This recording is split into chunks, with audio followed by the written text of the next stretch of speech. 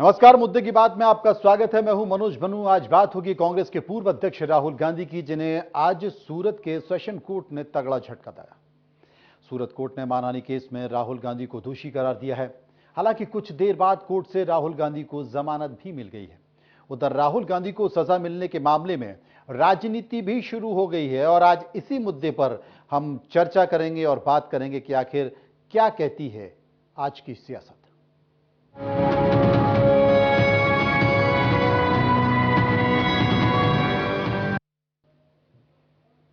तो कांग्रेस के पूर्व अध्यक्ष और सांसद राहुल गांधी को 4 साल पुराने एक बयान पर गुजरात के सूरत सेशन कोर्ट ने दोषी करार देते हुए 2 साल की सजा सुना दी है। कोर्ट ने राहुल गांधी को जमानत तो दे दी है, लेकिन 2 साल की सजा होने की वजह से उनकी लोकसभा सदस्यता पर संकट गहरा गया है। राहुल गांधी को ऊपरी अदालत से राहत नहीं मिल पाई है तो उन्हें अपनी सदस्यता गंवानी पड़ सकती है। दरअसल जनप्रतिनिधि कानून के मुताबिक अगर सांसदों और विधायकों को किसी भी मामले में 2 साल से ज्यादा की सजा हुई तो ऐसे में उनकी सदस्यता रद्द हो जाएगी। इतना ही नहीं, सजा की अवधि पूरी करने के बाद 6 साल तक चुनाव लड़ने के लिए अयोग्य भी होते हैं। आपको बता दें कि राहुल गांधी ने साल 2019 में कर्नाटक में यह विवादित बयान दिया था। राहुल गांधी ने इसी बयान को लेकर सूरत पश्चिम के बीजेपी विधायक पूर्णेश मोदी ने उनके खिलाफ मामला दर्ज कराया। हालांकि राहुल गांधी अपनी राहत को लिए हाईकोर्ट से चुनौती दे सकते हैं, जहां पर अगर सूरत सेशन कोर्ट के फैसले पर स्टे लग जाता है तो उनकी सदस्यता बच जाएगी। हाईकोर्ट अगर स्टे नहीं देता है तो फिर सुप्रीम कोर्ट का दरवाजा खटखटाना होगा। ऐसे में सुप्रीम कोर्ट से अगर स्टे मिल जाता है तो भी उनकी सदस्यता बच सकती है, और अगर सुप्रीम कोर्ट राहुल गांधी को स्टे नहीं देता है तो राहुल गांधी की सदस्यता खत्म हो जाएगी। वहीं राहुल गांधी ने एक ट्वीट कर कहा है कि मेरा धर्म सत्य है और अहिंसा पर आधारित है। सत्य मेरा भगवान है और अहिंसा उसे पाने का साधन है। हालांकि राहुल गांधी को सजा मिलने के बाद अब सियासत शुरू हो गई है। चर्चा कर लेते हैं। चर्चा के लिए हमारे साथ मौजूद हैं सुमेर सिंह सोलंकी, जो कि राज्यसभा के सदस्य हैं, सुरेश पचौरी, जो कि कांग्रेस के वरिष्ठ नेता हैं और पूर्व केंद्रीय मंत्री हैं। दोनों इस वक्त हमारे साथ हैं। उनसे हम समझने की कोशिश करेंगे कि इसे लेकर वो क्या कहते हैं। सबसे पहले चलते हैं सुमेर सिंह सोलंकी के पास। सुमेर जी, मैं आपसे जानना चाहता हूं कि जिस तरीके से राहुल गांधी को सजा सुनाई गई है, उसके बाद हालांकि जमानत तो मिल गई है, लेकिन इसे लेकर देश की राजनीति में एक बहस छिड़ गई है।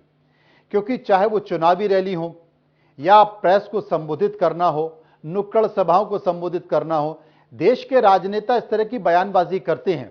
और अगर इस तरह की बयानबाजी में सजाएं होने लगी तो क्या आने वाले समय में राजनीति के लिए यह खतरा है, राजनेताओं के लिए खतरा है या जनता के लिए? मनोज सर, मैं पहले तो ये कहना चाहूंगा कि देश के किसी भी व्यक्ति को आम से लगाकर खास तक सभी को बिल्कुल सोच समझकर वक्तव्य देना चाहिए, सोच समझकर बोलना चाहिए जी। हमारे बुजुर्ग भी कह गए, हमारे वरिष्ठ लोग भी कह गए हैं और बरसों से कहावत भी चली आ रही है कि तोल मोल के बोल। और तोल मोल के बोल का अगर कोई बात कही गई है तो वो बहुत मायने रखती है। और एक बात और कही गई है कि शास्त्रों में भी कहा गया है कि बात जुबान से, तीर कमान से, और प्राण जब शरीर से निकल जाए तो वो वापस लौटते नहीं है।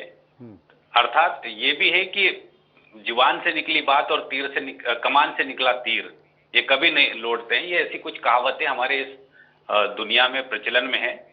तो इस बात का ध्यान में रखना चाहिए कि राहुल जी हो या कोई भी हो।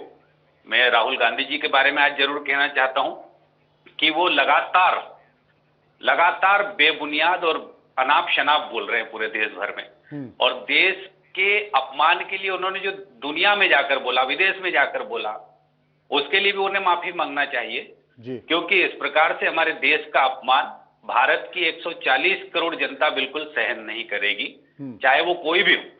तो राहुल जी जब भी बोल रहे हैं तो देश के अपमान में कोई कसर नहीं छोड़ रहे हैं। राजनीति अपनी जगह पर है, पर देश के मान और सम्मान का ख्याल कांग्रेस के नेताओं को भी रखना चाहिए। और राहुल गांधी को तो इस मामले में बिल्कुल सोच समझ होना ही चाहिए।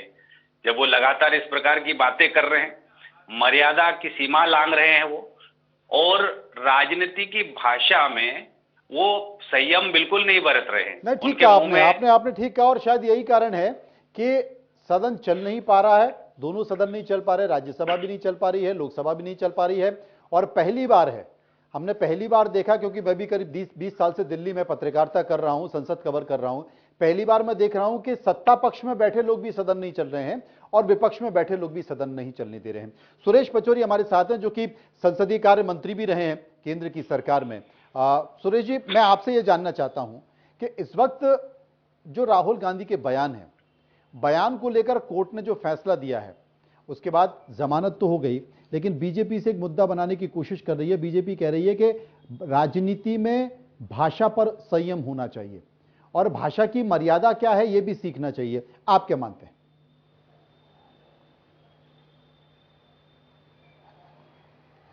देखिए, आज के चर्चा को हमें दो भागों में देखना चाहिए मनोज जी। जी, पहली बात तो राहुल गांधी जी का बयान, और दूसरी बात है कोर्ट का फैसला।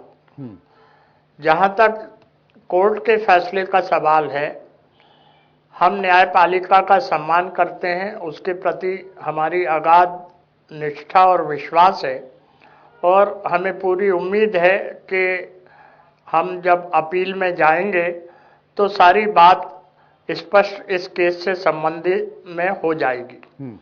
दूसरी बात राहुल गांधी जी के बयान को लेके, लोकतांत्रिक व्यवस्था में विभिन्न राजनीतिक पार्टी के जो नेता होते हैं, विभिन्न समय पर अपनी बात निर्भीकता से अपने अपने अंदाज में करते हैं।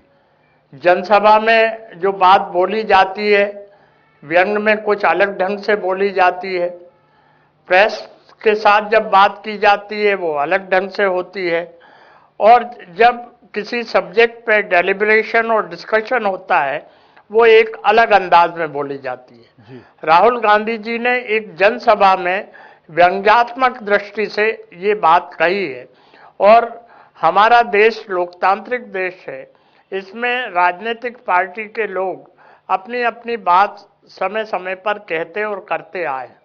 जहां तक मर्यादित भाषा का प्रश्न है, संयमित भाषा का प्रश्न है, मैं स्वयं सदैव इस बात का पक्षधर रहा हूं कि राजनेताओं को जो जिस पार्टी से भी संबंधित हों, जिसके बारे में भी बात करें वो संयमित भाषा में करें। अभी तो देखने में ये आ रहा है कि संवैधानिक पद पर बैठे हुए लोग ही मर्यादित भाषा का प्रयोग नहीं कर रहे हैं। कहीं बात कहते हैं कि गाड़ दूंगा, कहीं कहते हैं अंत कर दूंगा। खैर, मैं इस मुद्दे पे नहीं आना चाहता हूं। मैं इस विषय पे यही कहना चाहता हूं कि राजनीतिक दृष्टि से कही हुई बात को इस रूप में नहीं लेना चाहिए कि बात का बतंगड़ बना दिया जाए। इसको इसी रूप में लेना चाहिए कि हर एक की बात करने की अपनी अपनी शैली होती है, अंदाज रहता है। और लास्ट पॉइंट, राहुल गांधी जी संसद सदस्य हैं। संसद सदस्य अपनी बात सदन में नहीं बोलेगा तो कहां बोलेगा? इसलिए उनसे संबंधित जो मुद्दा सत्तारूढ़ पार्टी ने उठाया, तो उन्होंने यही चाहा कि मैं बाहर इस बात का स्पष्टीकरण करूं, उसके बजाय मुझे संसद में बोलने का अवसर दिया जाए, जो उन्हें नहीं दिया गया।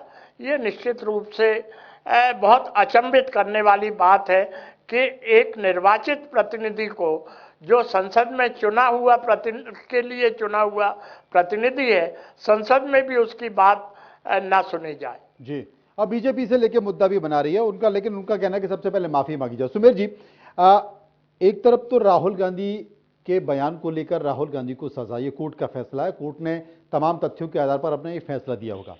वहीं दूसरी ओर मैं देख रहा हूं कि दिल्ली में आम आदमी पार्टी ने पोस्टर लगाए थे कल, और आज उनका प्रदर्शन भी था। प्रदर्शन इस बात को लेकर था, उन्होंने कहा है कि मोदी हटाओ देश बचाओ, इस तरह के पोस्टर लगे थे।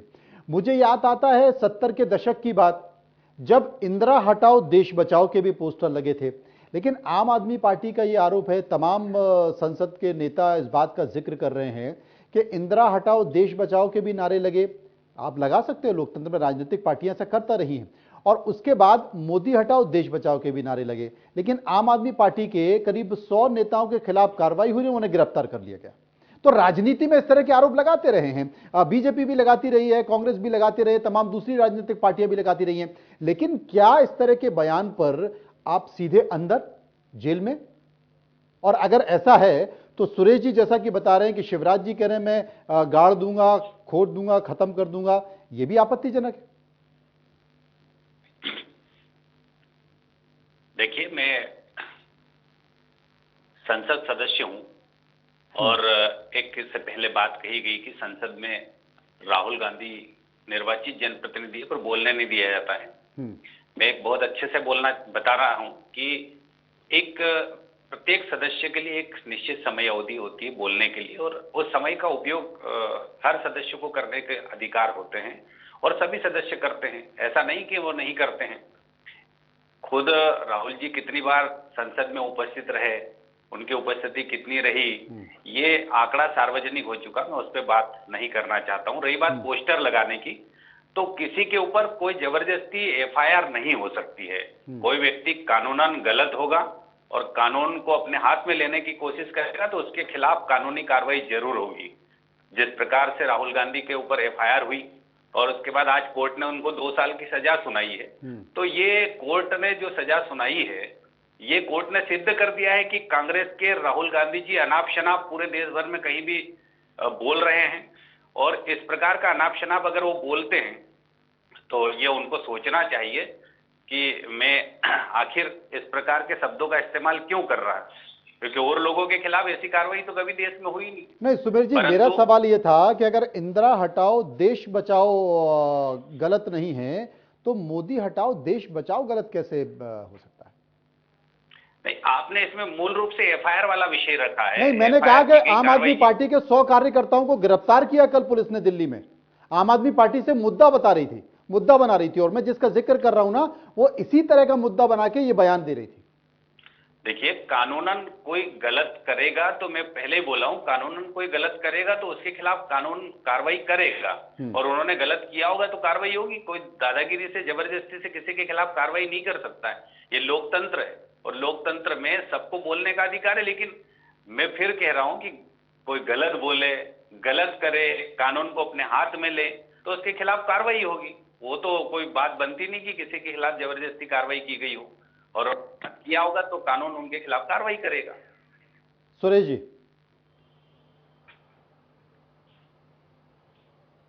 जी क्या मानते हैं आप? क्योंकि representation of the people act 1951 की धारा जो 3 है, वो भी ये कहती है कि 2 साल से ऊपर की सजा जिसको होती है, आने वाले समय में उसकी सदस्यता को खतरा होता है अगर वो 3 महीने के अंदर कोर्ट में अपील ना करे और उस फैसले के खिलाफ ना जाए, तो आने वाले समय में सदस्यता खतरे में हो सकती है। हालांकि राहुल गांधी जाएंगे, उन्हें जमानत मिल गई है, लेकिन राजनीतिक भविष्य के लिए ये कितना खतरनाक हो सकता है?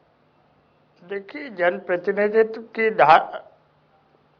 जनप्रतिनिधित्व 1951 की धारा 8 उपधारा 3 और धारा 8 उपधारा 4 में स्पष्ट इस बात का उल्लेख है कि 3 महीने तक ये इन इम्प्लीमेंटेशन नहीं हो सकता। इसमें आप जो है आगे अपील कर सकते हैं जी। लेकिन ये जो है लीगल एक्सपर्ट्स का विषय है, इसमें मैं ज़्यादा बात नहीं कहना चाहूँगा। केवल यही कहना चाहूँगा विनम्रता से कि हम इस विषय में अपील में हाई कोर्ट में जाएंगे और हमें पूरा विश्वास है कि न्यायपालिका सही निर्णय करेगी। नंबर 1। नंबर 2, जो बात आपने इंदिरा जी से संबंधित कही है वह बिल्कुल मौजू है। राजनीति में जो है प्रतिद्वंदिता होती है, शत्रुता नहीं होती, कंपटीशन होता है। और हमारे देश में जो लोकतांत्रिक व्यवस्था है उसमें ये छूट है कि हम अपनी अपनी बात बेबाक तरीके से अलग अलग फोरम पर करते रहें, उठाते रहें। इतिहास इस बात का साक्षी है। श्रीमती इंदिरा गांधी के साथ भी जब इसी प्रकार का बर्ताव जनता काल में किया था, तो जनता के द्वारा दिया गया निर्णय 80 में देशवासियों ने दे दिया था। वही स्थिति इस समय हमारे देश में पैदा हो रही है। जब मोदी जी सियोल में जाएं और 2015 में हमारे ही अपने देश के बारे में जो बात कहें, वो तो आपके पास उस बात के सबूत हैं कि हमारे भारत देश में पैदा होने पर ही उनको उस समय शर्म आ रही थी। इसी प्रकार से चाइना में जाएं, कीनिया में जाएं और अन्य देशों में जाके बात करें तो वो इनको अच्छा लगता है। लेकिन ये टेक्नोलॉजी का युग है। हम जो आज बात यहाँ भोपाल से बैठ के कर रहे हैं, ये बात अमेरिका वाले भी सुन रहे हैं और यूके वाले भी सुन सकते हैं। तो इसी प्रकार से लंदन में कही हुई बात को हमारे देश में सुनी जाए और अगर वो बात कहने लायक है तो उस पर आपत्ति किस बात की उठाई जाए। उन्हें कम से कम संसद में बोलने का मौका देते तो वो बोलते दस्तावेजों के साथ कि मैंने ये बात किस मायने में की और किस संदर्भ में की है। सुमेर सोलंकी जी, क्या वाकई संसद में एक बार, क्योंकि लोकसभा अध्यक्ष ने उन्होंने जो अधिनियम के तहत दी हुई है एप्लीकेशन, उसे अध्यक्ष ने स्वीकार कर लिया है, लेकिन क्या राहुल गांधी को, क्योंकि वो संसद के सदस्य हैं और वो इस बात का जिक्र कर चुके हैं कि मुझे संसद में बोलने का मौका दिया जाए, मैं अपनी बात रखना चाहता हूं, क्या एक बार मौका मिलना चाहिए? और उसके बाद अगर पार्टी या सरकार संतुष्ट नहीं होती है तो निश्चित तौर पर उनके खिलाफ कार्रवाई की मांग करनी चाहिए, माफी मांगने की बात की जानी चाहिए। देखिए, संसदीय व्यवस्था में अगर अध्यक्ष जी को उन्होंने दिया आवेदन तो संसदीय व्यवस्था के तहत बोलने का समय आएगा तो बोलने का मौका उनको मिलेगा। लेकिन उनका ये कहना है कि भारत की संसद में मुझे बोलने ही नहीं दिया जाता है, तो ये घोर आपत्तिजनक है। इस प्रकार की बात तो किसी भी सांसद ने आज तक नहीं की। लेकिन राहुल जी किस मायने में बोल रहे हैं आप सब जानते हैं, राजनीतिक मायने निकाल रहे हैं उसमें। और मैं कह रहा हूं कि देश में राहुल जी के कितने ही ऐसे बयान है जिसके ऊपर आप आज देश की जनता बिल्कुल भरोसा नहीं करती है। तो आज हम कैसे कह सकते हैं? आज सूरत की कोर्ट ने जो सजा सुनाई है 2 साल की, ये भी उसी का परिणाम है कि वो लगातार किसी के भी लिए कुछ भी बोलते हैं। भारतीय संसद लोकतंत्र का मंदिर है और लोकतंत्र के मंदिर में संसदीय व्यवस्था के तहत सबको अपने बात रखने का अधिकार है, चाहे वो सत्ता पक्ष का हो या विपक्ष का हो। और ये व्यवस्था अध्यक्षीय व्यवस्था में होती है, संसदीय व्यवस्था में होती है। तो मैं तो कहता हूं कि ये जो बातें हैं वो बिल्कुल निराधार है, ऐसा बिल्कुल नहीं हो सकता है। जी सुरेश जी, आप संसदीय कार्य मंत्री रहे हैं और सरकार में बैठी जो पार्टी होती है उसकी जिम्मेदारी होती है कि वो सदन को चलाए। वो फ्लोर मैनेजमेंट का काम आपने भी देखा हुआ है और आपके भरोसे भी फ्लोर मैनेजमेंट का काम था और संसदीय कार्य मंत्री का होता भी है। और सरकार की ये कोशिश होती है सदन को चलाए और विपक्ष के तमाम अलग अलग पार्टियों के नेता से संपर्क करे, बात करे, एक बीच का रास्ता निकाला जाए। लेकिन यहां तो संसद चल ही नहीं रही है, गतिरोध दोनों तरफ से बना हुआ है और कोई भी बीच का रास्ता निकलने को तैयार नहीं है। इसे आप कैसे मानते हैं? जिम्मेदार कौन है? देखिए, जहां तक पार्लियामेंट्री प्रोसीजर का प्रश्न है, जो पार्लियामेंट जो है हमेशा रूल्स और प्रेसिडेंट पे चलती है और रूल वाइज पोजीशन ये है कि अगर संसद में किसी से संबंधित कोई बात नाम लेके उठाई जाती है तो उस संसद सदस्य को ये प्रिविलेज है कि वो उस बात का स्पष्टीकरण दे। राहुल गांधी जी का नाम लेकर संसद में ये बात उठाई गई थी तो ये उसका प्रिविलेज है कि वे उस बात का क्लैरिफिकेशन दें। पार्लियामेंट्री प्रोसीजर बड़ा स्पष्ट है। अब रही पार्लियामेंट में व्यवधान पैदा होने की, पार्लियामेंट में व्यवधान सामान्य तौर पर अपोजिशन पार्टी के लोग उत्पन्न करते हैं। अगर आप सारी प्रोसीडिंग्स को उठा के देखें, रूलिंग पार्टी के लोग नहीं करते हैं। अभी तो ये देखा जा रहा है कि रूलिंग पार्टी के लोग बैल में आके नारे लगा रहे हैं, वो व्यवधान पैदा कर रहे हैं। और रही बात माननीय स्पीकर महोदय की, तो स्पीकर महोदय के चैम्बर में हमेशा रूलिंग पार्टी और अपोजिशन पार्टी को बुला के वार्तालाप करके, जैसा आपने कहा, बीच का रास्ता खोजा जाता है, निकाला जाता है। और लास्ट पॉइंट में ये बोलूं मनोज जी, जब तक पार्लियामेंट चल रही है मेंबर पार्लियामेंट अब उससे संबंधित बात अगर पार्लियामेंट से बाहर करता है तो वो प्रिविलेज का इश्यू बनता है। इसलिए राहुल गांधी जी अपनी लंदन में कही हुई बात को स्पष्ट रूप से संसद के बाहर नहीं कह पा रहे हैं। पहले वो संसद में बोलेंगे जब तक संसद चल रही है, इसलिए संसद में उनको अवसर मिलना ही चाहिए, ये उनका अधिकार है और ये दायित्व रूलिंग पार्टी का भी है और पीठासीन अधिकारी का भी है कि वो अपने उस दायित्व का पालन करें, ना कि पार्लियामेंट में माइक को म्यूट कर दिया जाए। सुमेर जी जवाब। देखिए, माइक को म्यूट करने वाला विषय तो बिल्कुल भी नहीं है। और अगर वो संसद में बोलना चाहते तो मैं मनोज जी पहले ही कह चुका हूं कि संसदीय व्यवस्था में, चाहे वो राज्यसभा में सभापति हो या लोकसभा में अध्यक्ष महोदय हो, तो दोनों ही पूरे संसदीय व्यवस्था के तहत सबको बोलने का मौका देते हैं और बोलने की व्यवस्था है वहां पर। ऐसा नहीं है कि किसी को बोलने नहीं दिया जाता है या माइक बंद कर दिया जाता है, ऐसा बिल्कुल भी नहीं है। ऐसा बिल्कुल भी नहीं है, लेकिन दोनों के बीच गतिरोध बना हुआ है। सत्ता पक्ष के बीच भी गतिरोध है, विपक्ष के बीच भी गतिरोध है। राहुल गांधी अपना प्रतिवेदन दे चुके हैं लोकसभा अध्यक्ष के सामने, लेकिन अब तक उनको बोलने का मौका नहीं मिल पाया है और उम्मीद ये की जा रही है कि 2-3 दिन में संसद स्थगित भी हो सकती है। लेकिन फिलहाल इंतजार करना होगा, वो अध्यक्ष का अधिकार है कि वो कब तक संसद को चलाते हैं, लेकिन बात बन नहीं पा रही है। और इस बीच ऐसी बयानबाजी हो रही है। सबसे बड़ी बात है कर्नाटक में चुनाव बस शुरुआत मुहाने पर खड़ा हुआ है।